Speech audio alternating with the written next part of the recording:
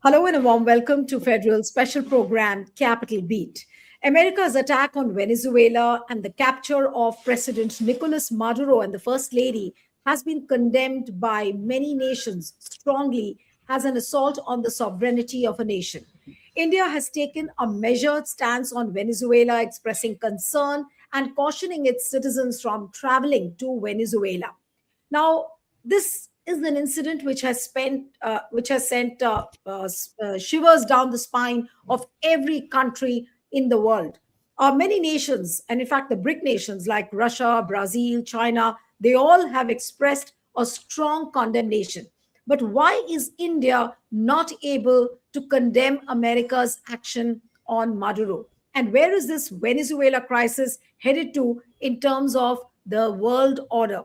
Joining me this evening is Sanjay Kapoor, veteran journalist and international affairs expert, who's also the editor of Hard News. Thank you so much, Sanjay, for joining. We have Pushpraj Deshpande, who's the author and policy expert, also works closely with the Foreign Affairs Department of the Congress. Thank you so much, Pushpraj, for joining. And I'll begin with Sanjay. Sanjay, first of all, what has happened in Venezuela, of course, many nations have expressed condemnation, but the way India has reacted, that is something which everyone is talking about at the moment, that why cannot India take a strong stand? And I was reading a speech of former Prime Minister Jawaharlal Nehru, where immediately after the independence he said that we may be poor, but who has told you that the poor cannot have a voice? And this was, of course, when India took a stronger position on issues like Vietnam War, then Suez Crisis. But we have so much now. We have a military strength. We have a nuclear power. But even then, we are not able to raise our voices. Yeah, that is really a tragedy. We have nobody really listening to whatever Pandit Jawaharlal Nehru said in the early days. Those were the days where money didn't really matter very much. Your moral conviction and your desire to do things that came naturally to many countries at that point of time, especially the non-aligned movement. But now it is all gone. Now we harp on strategic autonomy, but that really gives you a freedom to support the winners, support those people who are doing better than the others. Like, for instance, there is no reason why India should be supporting the United States of America after what they've done to Maduro and what they've done to Venezuela, because other countries with whom they sup together all the time, whether it is Brazil or Russia or China, as part of the BRICS movement, they have all opposed it. We are maintaining a certain kind of neutrality. We did the same thing when Israel was savaging Gaza. We never uttered a word. We spoke in all kinds of inanities that don't really count for much, and that has become our norm. Primarily because we see great wisdom in doing that. We want to benefit from a situation where all these immoral acts are being rewarded by the countries that are doing great harm to people who don't have a voice or who don't count for much, whether it is in the Palestine, whether it is in Venezuela now. And we think that we'll be able to do business with them, but I don't think it really helps us in any such way, if you ask me. And at the end of the day, it will really show us in very poor light. I don't know whether we can really carry on being part of the BRICS movement anymore, because I personally feel that President Trump, when he has decided to go after Venezuela, is also going after all those countries which are trying to de-dollarize the Right. entire trade business which is taking place between these countries which are part of BRICS. So if Right. that is going to happen, it's a matter of time when the whole thing comes apart, Right. and India would Okay. not be left unscathed. Right. I'll same question to Pushpraj also, that why India is not able to take a strong stand. Now, I was reading, I mean, the news channels which I've been watching since morning, and of course the mainstream news channels, they've been talking about an investment of the ONGC and several other stakes which India has. Now, can that become a reason for not taking a strong stand when it comes to sovereignty of a nation? Hi, Niluji. Very good afternoon to you, the panelists, and our viewers. No, I don't think that is the motivating factor. because India's investments in the ONGC's investments in the oil fields are marginal, and frankly speaking, we don't have any great bilateral trade with Venezuela either. Nor are we, I mean, in any case, Venezuela's oil fields, even if they do have 303 billion barrels of oil, the largest reserves in the world right now, their refining is so bad because it's so under invested, the state capacities, that they account for less than 1.5% of global production. So it's not that we are getting oil either from Venezuela. So these are not the motivating factors as to why Prime Minister Modi has not, or the union government has not taken a firm stand. The reason they haven't taken a firm stand is because President Trump has, in restoring the Monroe Doctrine, which now people are caricaturing as a Donroe Doctrine, is that is because he wants to kowtow desperately and seek validation for President Trump. And I'm not saying this flippantly. That One is that President Trump has already said 66 times that he mediated between India and Pakistan, in a sense, putting pressure on India to get a favorable trade deal, extract concessions for a favorable trade deal. That's one thing.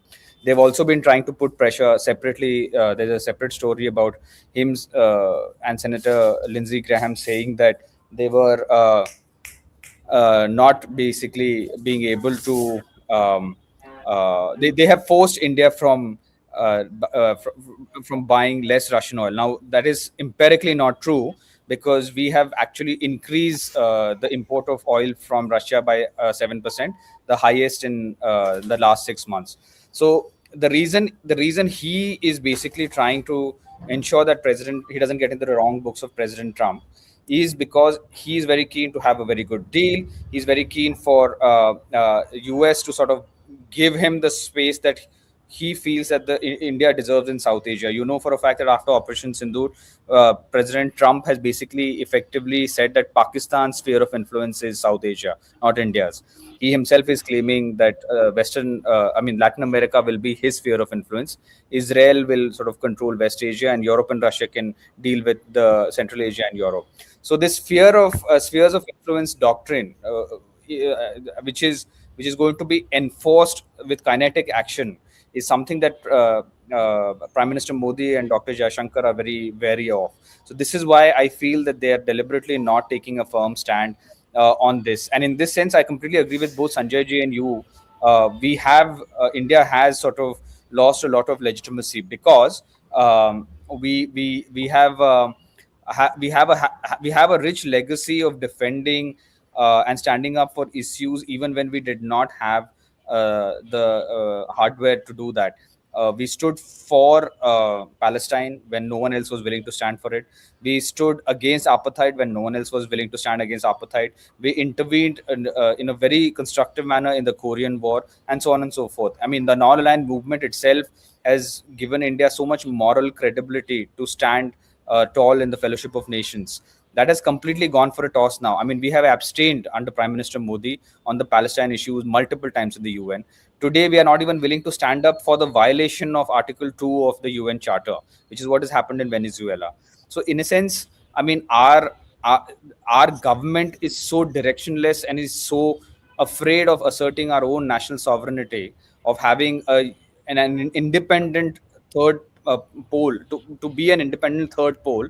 They're just not willing to stand up for principle on what is right. It's not that they are. See, this action, this kinetic action, did not have UN sanction. Neither was the United Security Council convened, nor was the UN General Assembly.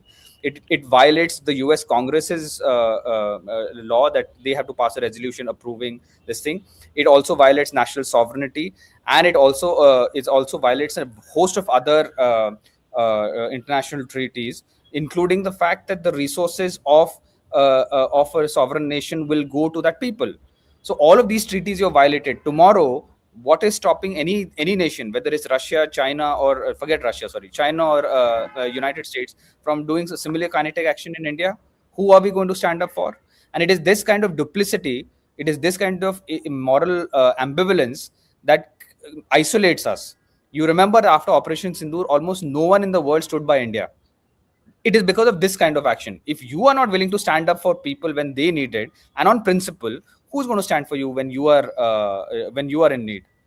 Right. But this kind of a policy, Sanjay, I'll come to you, that why is India shying away from taking a principled stand, whether it is like what Pushprat said about Palestine, whether now it is about Maduro or Venezuela, the way the attack happened. I'm not saying that, okay, start praising Maduro, but the point is that the way the sovereignty of a nation has been attacked does call for a principled stand. Like, look at what Russia has done. China, Brazil, all these nations have taken a strong stand on the issue. Now, why do you think the Modi government is not able to take a strong stand? What are the reasons, according to you? Is it like The we have fundamental, some interests? Yes, yes, yes. the fundamental reason is that we don't want to be on the wrong side of United States of America or President Trump. We think that we still have a chance. And President Trump has been very careful about using his words. He keeps saying he's a good man, he's a fine man, and you like somebody like him to be your father or grandfather and stuff like that. Who talks like this into international diplomacy? And despite all these so-called smoke screen that No, he's but why creating, he said he continues in to his bash. latest outburst, in the latest interview which he has given to the reporters on Air Force One, he says that Modi is a good man. He keeps me happy. He knew that I was unhappy, and we are going to raise tariffs again. So he calls Modi by name, and then he also threatens India with tariffs, with additional tariffs. So that is what I'm saying. That he continues to call him a good man and everything else, and Mr. Modi thinks that he can turn the entire narrative around, uh, turning it in India's favor at some stage by not attacking. I mean, because if you remember in the early days when the tariff was imposed, he was upset with how the Colombians or the Mexicans have been reacting to it, and he was saying that it'd be good if these people countries don't react. So he thinks that Mr. Modi also, if he doesn't react, he'll come back to US will come back to India and somehow give relief. But as I've been saying time and again on your channel, that it seems that the reason why US is against India is the reasons are far different from that of buying oil from Russia. Although we are being hammered for buying oil from Russia, but if you remember, time and again, even our petroleum minister said that the US had no problem in India buying oil because I think the earlier administration allowed that. The reason are different in a certain way, if you ask me, because the very early days of his administration, Mr. Trump said that he would not allow BRICS to survive. He would ensure that it comes apart, and he's found India a very weak partner in this entire exercise. And he has also found Pakistan willing to do things at Trump's bidding. And when Mr. General Asim Munir of Pakistan is doing it, and on the other hand, you have an entire galaxy of countries around India, which is opposed to whatever we are doing, then we are in a difficult spot. Our entire foreign policy takes a beating. And because all this while, in the name of strategic autonomy, India never took a stand on moral issues, as you kept on pointing out, because there is a price to be paid in taking a moral stand. And India is never comfortable taking a moral stand, primarily in international fora, because that is what Mr. Modi is. He thinks that he can go around left, right, center, every country and look very good. And that is why he should be seen as Vishwakaru, somebody who's celebrated for whatever he stands for without taking sides. That has served its purpose, but no longer. Now you have to take a stand, otherwise you will look somebody who's going down the tube without taking a stand, and that is how it is looking at the moment. Right. Okay, now let me come to the Venezuela crisis per se. Pushpraj, now President Trump is talking about Greenland. He's talking about a next attack perhaps on Cuba and Mexico. What do you think is the larger plan of Donald Trump? And are there lessons to be learned from countries like India and other countries of the world? Uh, that's a very interesting question, Niluji, because see, this is purely about resources. They are under President Trump, and although this doctrine goes back a little while ago, the United States is extracting itself from West Asia and Africa, and now focusing on on Latin America, and they are basically trying to lock up resources when they hit China with tariffs or threatened tariffs and sanctions on China, China, you remember, weaponize rare earth supply. That is when they realized that this is something that is crippling, that could cripple them. And of course, you know for a fact that Taiwan, which China sees as its an internal issue, could easily be blockaded. Like they can just circle it, and this is going to become another flashpoint. So to ensure that their supply lines are secured, they have taken on Venezuela, which you know for a fact that even if it's unrefined and it's large crude, they have 303 billion tons of oil. They also have about 8,000 tons of gold.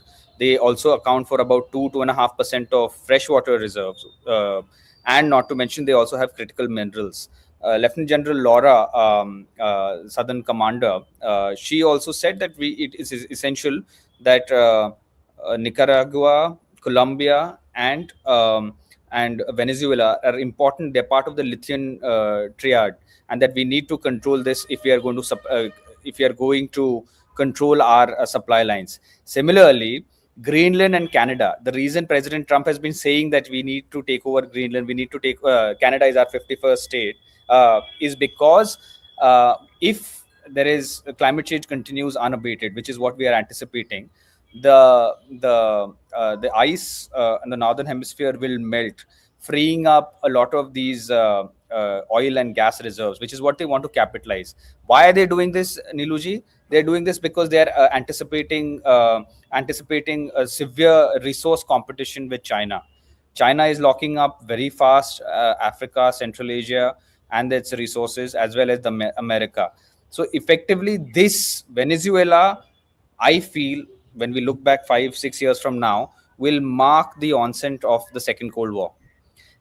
Now henceforth the world is going to be split into multiple factions, with each where might is right. Each country is going to maximize its own self-interest. They're going to try to secure their energy and national security by trying to unfortunately, there's going to be a bunch of countries, powerful countries, including Russia, China, United States, who France, not to mention, who are going to try to extract, in a neo-colonial sense, resources from developing countries.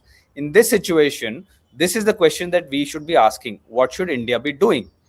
India still has not reached the hegemonic space, the position that it should have by now. In a sense, we have lost the last decade, because instead of actually smartly capitalizing on what Dr. Manmohan Singh's government did and creating space for ourselves, you know for a fact that in 2011, 2012, there were multiple covers in the Time, in the Economist, in the New York Times, Wall Street, comparing India as a democratic counter to China.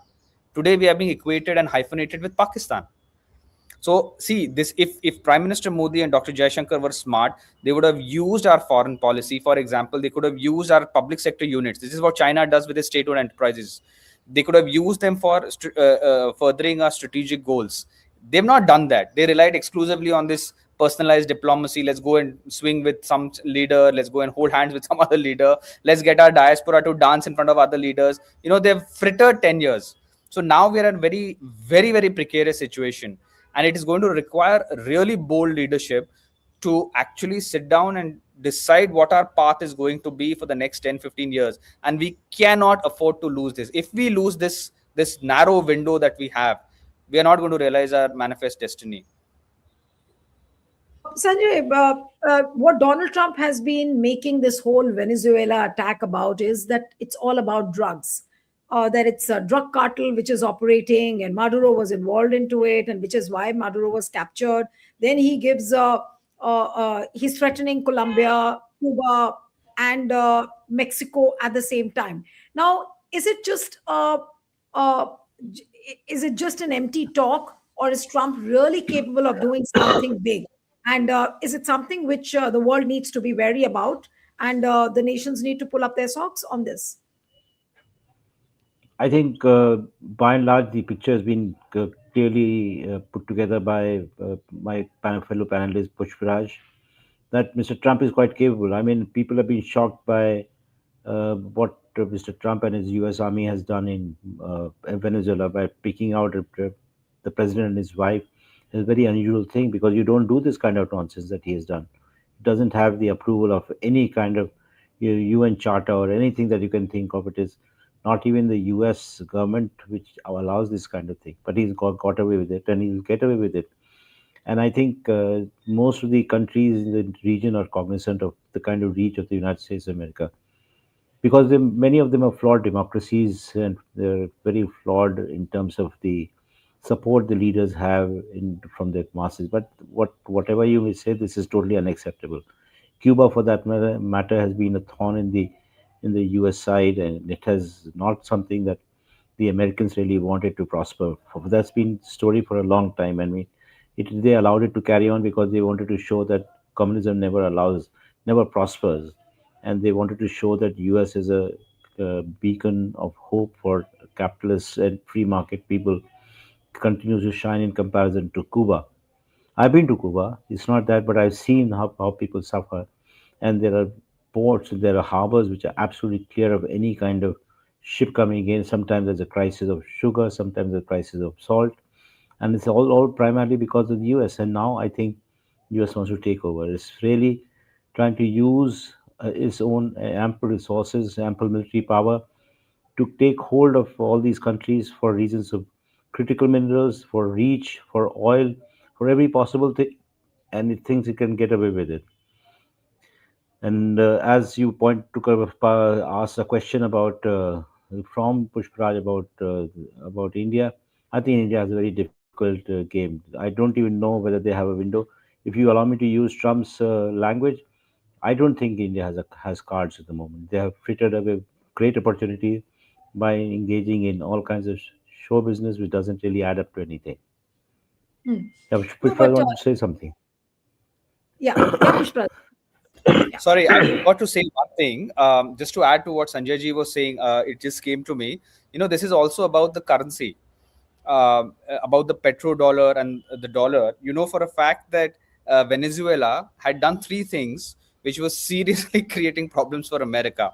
One is that they started saying that we are going to sell our oil and other minerals in non-dollar currencies. They were selling in yuan, they were selling in rubles, they were selling in euro. The second thing is they shifted from SWIFT, the international banking system that we all use to transfer monies from one country to The another. one which They involves the shifted Chinese. they shifted from SWIFT and they went on to the SIPs, which was again Chinese controlled. And thirdly, they also wanted to join BRICS. They in 20 I think 18 or 19 they said that we want to join BRICS, and BRICS interestingly is also exploring currency alternatives. The fact of the matter is that if the BRICS nations, if China, if Venezuela, resource rich countries like Venezuela shift away from SWIFTs and the petrodollar towards SIPs and non-dollar currencies to trade, this is going to create a serious problem for the dollar hegemony. This is what he's doing. President Trump is effectively bought a lifeline for the dollar by taking kinetic actions against Venezuela, which is fine. I mean, without condoning or condemning what is happening, just looking at it from an objective point of view. He may have bought the dollar a few years of borrowed time, but this is going to actually force other countries, including China, to think that, boss, if they can weaponize SWIFT, which they have, they switched off Russian access to SWIFT. They also, what is the word they used when they took away the resources and savings of Russian oligarchs in London and Europe? They did something with that. So they are saying that they can weaponize SWIFT and the dollar whenever they want to. We need to shift. This is going to force them to shift even faster. And the obvious conclusion that Iran and other nations are going to draw is that the only way to guarantee our safety, our sovereignty, is nuclearization. Right. No, North so Korea is it's not attacked, India is not right. attacked, Pakistan is not attacked. A nuclear Right. weapon is the only way to guarantee your national sovereignty. Now, this is going to make the world so much more unstable, so much Right. more insecure. No, but yes, in a way, it's also about currency. It's about drugs, as what Trump is making it about. But the No, it's not imperialists about drugs. No, Niluji, it is about not drugs. about Yes. drugs. I'll tell, Okay. and you know why it's not about drugs? Because the former president of Honduras, Hmm. Yeah, he was who allowed was to go free. charged and Yeah. convicted of smuggling 400 tons, not even like kilos, 400 tons of drugs into United States, was pardoned by President Trump last month. How is this about narco terrorism? It is not about drugs. Okay. So now for the concluding comments, Sanjay, that what would you really say? The world order post the Venezuela attack. Now, do the nations need to be wary? How do the nations get their act together so that, another Venezuela type of attack doesn't happen to the countries? Or is it something which the world has to face now with Trump at the helm of affairs? I think there would be a very, very urgent need to polarize, go along with countries which can provide a nuclear window, nuclear umbrella to protect them. As President Putin of United Russia, you would always say the only way you can save yourself from the United States of America is to nuclearize, have a nuclear bomb, and that is the evidence shows that is the only way forward. So Iran would actually look for a nuclear window, nuclear umbrella. India would too. And once you're able to get protection so that the Americans do not engage in the stuff that they did with Venezuela, you could go forward. There is a problem though. Mr. Trump has weaponized even tariffs in a way that we had not imagined, and he uses both in a certain way to ensure that the US hegemony continues. So countries have to use the imagination. Countries would have to use the ample resources of the countries which are not in favor of the US, and see to it that they don't sink, with the high tariffs like it might just happen in the coming days in India itself. So we'll have to wait and watch how things unfold on the Venezuela front and what happens to the other nations and what they do. So we'll have to wait and watch. Thank you so much, Sanjay Kapoor, Pushpraj. Thank you so much for joining. Thank you. Thank you so much.